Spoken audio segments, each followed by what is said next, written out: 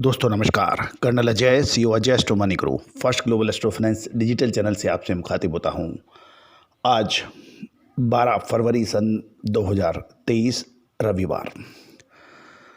दोस्तों, प्याज के दाम लगातार नीचे गिर रहे हैं।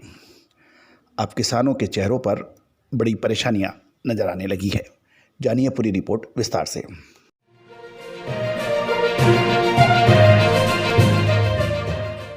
दोस्तों नमस्कार। Colonel Ajay, CEO Ajay astro money guru, first global astro finance digital channel से आपसे मुखातिब होता हूं। दोस्तों, आपको याद होगा हमने लगभग 1 महीने पहले आपको प्याज पे एक अलर्ट दिया था और यही कहा था कि प्याज के अंदर गिरावट की संभावनाएं बन रही हैं और ऐसा ही बाज़ारों में अब देखने को मिल रहा है। गौरतलब है, सफ़ेद प्याज की फसल लगभग 40% कम होने के बावजूद मांग के अभाव में भाव नीचा देखने को मिल रहा है। अब व्यापारी और किसान सरकार से अपील कर रहे हैं कि सरकार रेलवे भाड़े में और निर्यात में सब्सिडी दे तो किसानों को अच्छा भाव मिल सकता है। किसान संगठन का भी ये कहना है कि नासिक में पिछले 15 दिन से दैनिक प्याज की भाव में लगातार गिरावट हो रही है और नासिक में पुराने प्याज का स्टॉक अब ना के बराबर ही पड़ा हुआ है।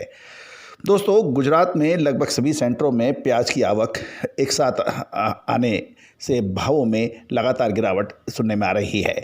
गुजरात में फिलहाल महुआ यार्ड के अलावा भावनगर, गोंडल, तलाजा सहित के सेंटरों को कुल मिलाकर लाल प्याज की आवक दैनिक रूप से लगभग 1.5 से 2 लाख बैग्स की हो रही है।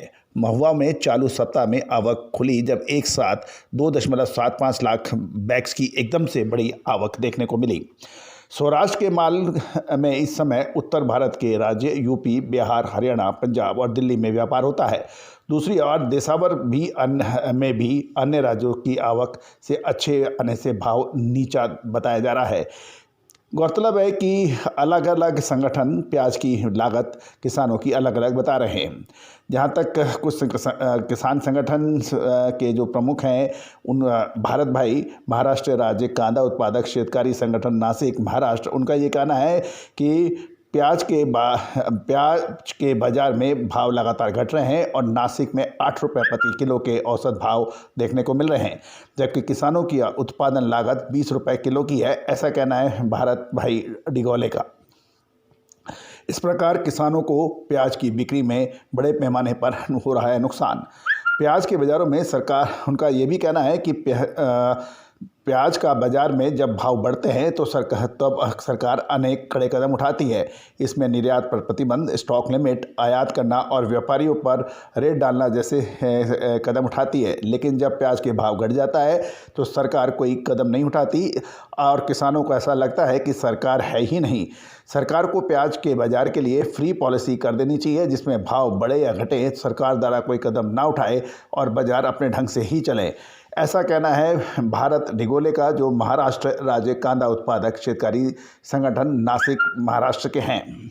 ये तो गौरतलब बात किसी हद तक सही भी है कि क्योंकि प्याज एक आमो खास की किचन की ज़रूरत है, यानी रसोई की, और प्याज के दाम बहुत तेज़ी से घटते और बढ़ते हैं और कई गुना या तो बढ़ जाते हैं या फिर गिर जाते हैं। तो किसानों को कई बार लाभ बहुत शानदार होता है, लेकिन जब ये गिरते हैं तो किसानों का ट्रांसपोर्टेशन का भी भाड़ा नहीं मिल पाता है।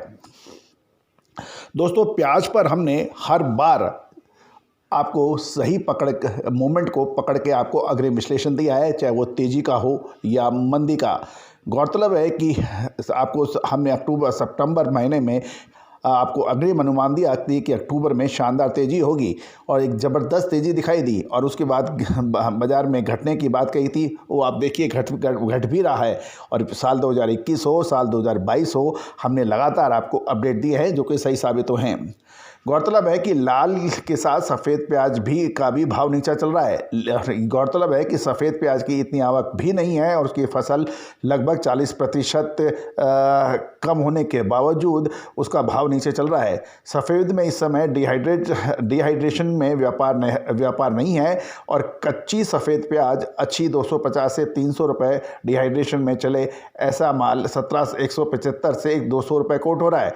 यानी सफ़ेद प्याज में भी डिहाइड्रेट माल के अंदर भी बड़ी गिरावट देखने को मिल रही है। किसानों को प्याज का पोसाने वाला भाव मिले, इसके लिए सरकार को तत्काल कदम उठाना चाहिए, ऐसा लोगों का मानना है। सौराष्ट्र की प्याज रेलवे के रास्ते से निर्यात होती है। इसके लिए पर्याप्त और तेज़ी से वैगन का आवंटन के अलावा रेलवे भाड़े के अंदर भी यदि सब्सिडी दी जाए तो किसानों को अच्छा भाव मिल सकता है, क्योंकि रेलवे के रास्ते से परिवहन में ट्रक भाड़े की तुलना में बैगन का भाड़ा लगभग 50% कम होने से खर्च घटेगा, जिसके कारण किसानों को भाव अधिक मिल सकता है। दोस्तों, वर्तमान सरकार ने किसानों के लिए किसान ट्रेन चलाने का जो एक शानदार काम किया था, इससे किसानों को फ़ायदा तो हो रहा है, क्योंकि कम भाड़े के अंदर किसान अपना माल एक स्थान से दूसरे स्थान पर भेज सकते हैं। लेकिन किसानों का कहना यह है कि इसमें अब और सब्सिडी भी मिले। अब देखना यह है कि सरकार आगे क्या करती है। दोस्तों, इसके अलावा सफ़ेद और लाल प्याज का निर्यात भी होता है। इसके लिए निर्यात में सब्सिडी दी जाए तो निर्यात अधिक होगा और भाव बरकरार रहने की धारणा है। फरवरी से अप्रैल के दौरान आने वाली प्याज को 15 दिन से अधिक नहीं रोका जा सकता, जिससे किसानों को बाजार भाव पर बिक्री करनी पड़ती है, क्योंकि फिर वो ख़राब होता है। तो ये फरवरी और मार्च वाली जो प्याज है, इसके लिए भाव नहीं मिलने के कारण किसानों को कम भाव में माल बेचना पड़ रहा है। इससे प्याज का निर्यात को सब्सिडी का लाभ दिया जाए तो उसका फ़ायदा किसानों को सीधा मिल सकता है। किसान हर वर्ष इस समय पके हुए प्याज में नुकसान में होता है, स्टॉक किए गए माल में नुकसान होता है और ज़रूरत पड़ने पर सरकार भाव घटाने का प्रयत्न भी करती है, जिससे किसानों की ओर को दोनों तरफ से नुकसान सहना पड़ता है। प्याज की मर्यादित गड़बड़ यानी मर्यादित रूप से नियंत्रित करने के लिए प्याज नीति बनाने की आवश्यकता है, जिससे किसानों को स्थायी रूप से नुकसान होने से बचा जाए। दोस्तों, ये भी एक निर्विरोध सत्य है कि जब प्याज के भाव बढ़ते हैं तो 5 से 6 गुना बढ़ जाते हैं। उस समय स्टॉक लिमिट या बफर स्टॉक जैसी सरकार कदम उठाती है, लेकिन प्याज के भावों को नियंत्रण करना सरकार की मजबूरी भी होती है। इससे आमो खास या का किचन का बजट यानी रसोई का बजट बेताशा प्रभावित होता है। दोस्तों, एक और समझने वाली बात यह भी है कि सोयाबीन हो या खाद्य तेल, दालें, इन सभी पर ये शर्तें लागू होती हैं, लेकिन प्याज के अंदर जितनी बड़ी उतार चढ़ाव देखा जाता है वो किसी कमोडिटी में देखा नहीं जाता है। तो दोस्तों, आपको हमारा ये शो कैसा लगता है, अपनी राय अवश्य दीजिए और अपने इलाके के प्याज के भाव कमेंट बॉक्स में अवश्य लिखिए। और क्या सरकार को कोई ठोस नीति बनानी चाहिए, इसका भी आप कमेंट बॉक्स में अपना कमेंट्स जरूर लिखिए। All the very best, good luck, happy trading.